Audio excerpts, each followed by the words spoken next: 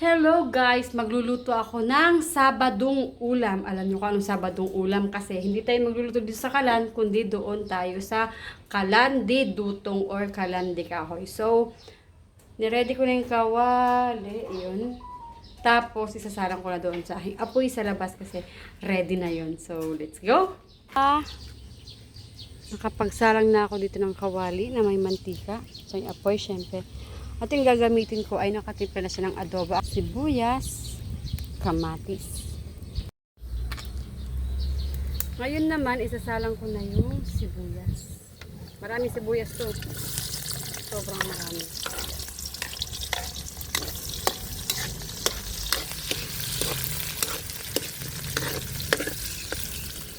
Salang mo na yan. Gisa-gisa. So, ganito na yung iyong sibuyas. Pwede nang tanggalin yan. Tanggalin ko na ito.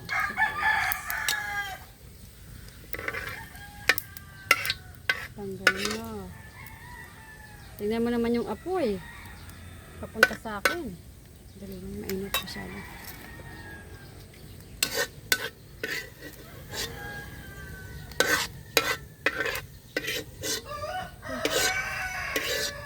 Mas masarap. Dito lalabas na yung flavor niya na matamis-tamis ng sibuyas. Next ko naman na ilalagay is eto na. Yung laurel, siling green at saka yung kamatis. Ito yung magulat, tumatalsik yung talaga.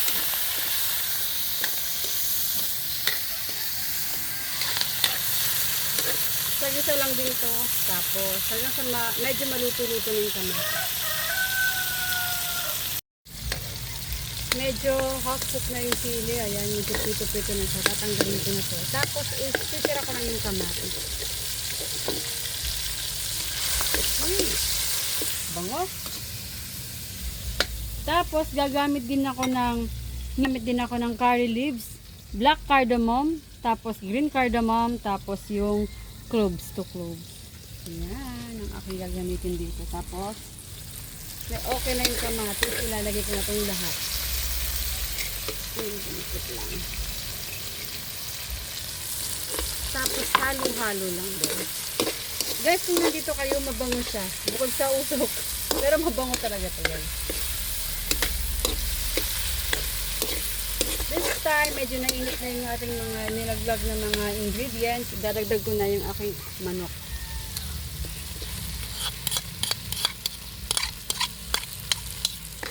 Tapos halo-haluin ko lang.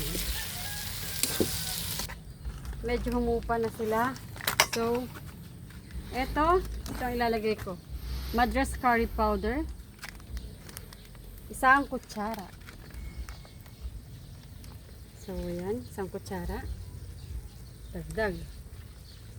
Tapos, itong Punjabi garam masala. Dalawa naman ito.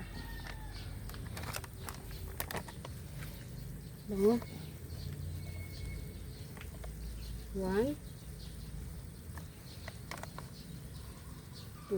Pabango na. Tapos naman ngayon ay ihahalo.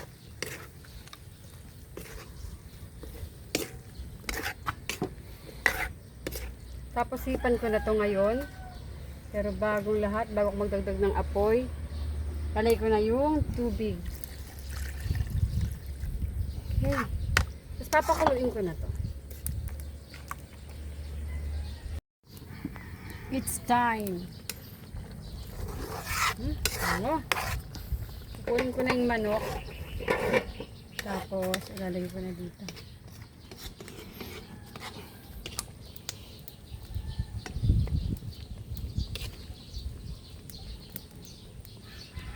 Nakuha ko na yung mga manok. So, ito, dyan na muna yan sila.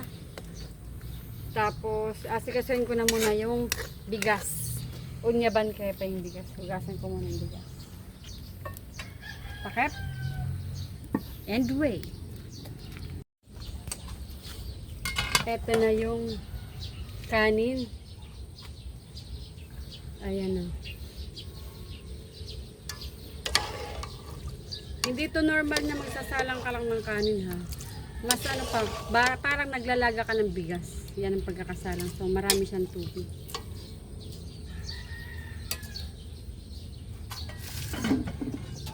guys, yan ang sabaw kanina sa mga manok. Ito yung manok. Okay, so back to apoy.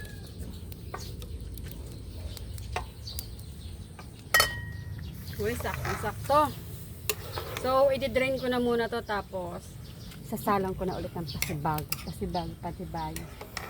Okay, ito na to. Perfect. So, ito na yung na-drain na kanin. Tapos ngayon, binalik ko yung kaldero. Tapos, ilalagay ko na yung sabaw sa ilalim. Dali lang, mainit. Okay.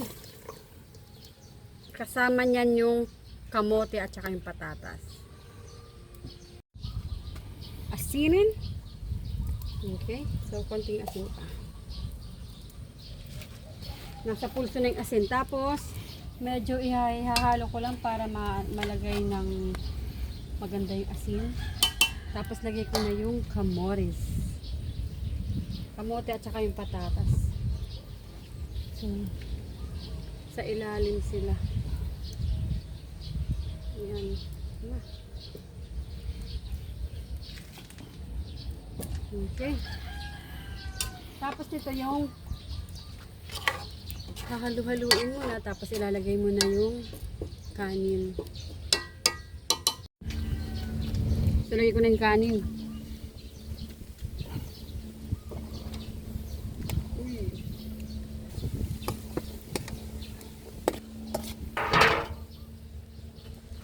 Okay, nalagay na lahat.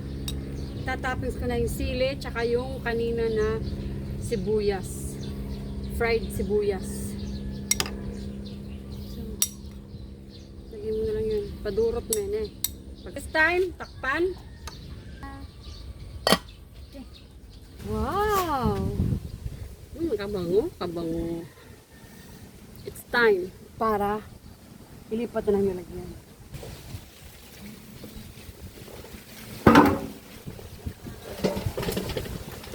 Uy! Wow! This is it, pancit.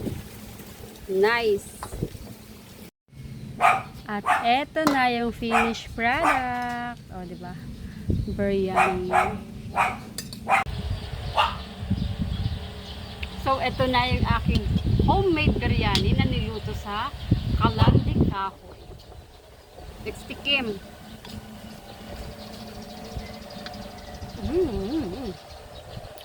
Sarap. Lasang biryani. Guys, kung gusto niyo itong lutuin, nandun lang to sa video kung ano yung mga ginamit yung ingredients. Nakita nyo naman kung ano yung ginamit yung spices. So, pwede nyo itry. Cheers sa aking biryani homemade. Bye!